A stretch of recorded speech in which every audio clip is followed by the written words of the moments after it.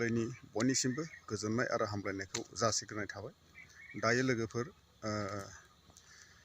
साथाम लाइमोन दायो माने BPFनि मुरब्बी हाग्रामा महिलाफोरखौहाय सापर्ट होनो थाखायहाय दिनै साथाम लाइमोना दिनैहाय ओंखारबोबावलायबाय।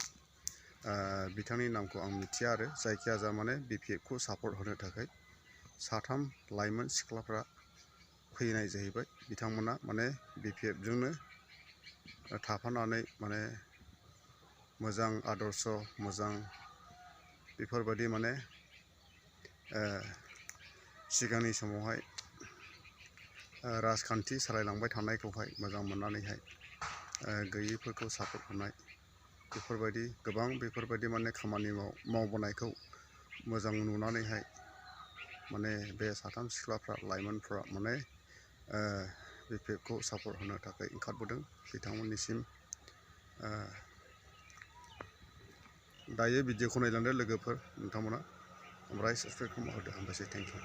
जों हाग्रामा सारखौ गोदोनिफ्रायनो दासिमबो माने सापर्ट खालामो। बेखायनो हाग्रामा सारजों लोगोसे मोजां खामानि हारिनि बा समाजनि मोजां खामानि मावलांनो थाखाय जों दिनै ओंखारबोदों आरो दिनै BPF हान्जाखौ मोजां मोननानै बा जों साधारन स्टुडेन्ट नर्मेल मानसिसोमोन नालाय जोङो कुनु राजखान्थि हान्जायाव जेनेबा गैयामोन। UPPआनो जा BPFआनो जा गासिबो हान्जायाव जों गैयामोन।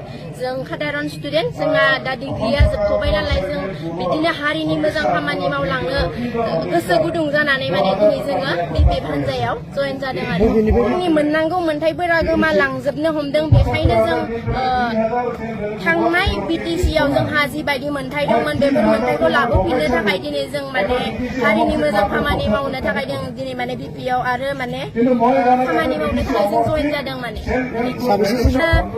दाख्लै थांनाय क'क्राझार बाथौ खेराइ रिजर्टआव मिटिं जादोंमोन ना चिराङाव मिटिं जादोंमोन ना बेयावबो जोंनि लोगोफोरा जयेन जादोंमोन।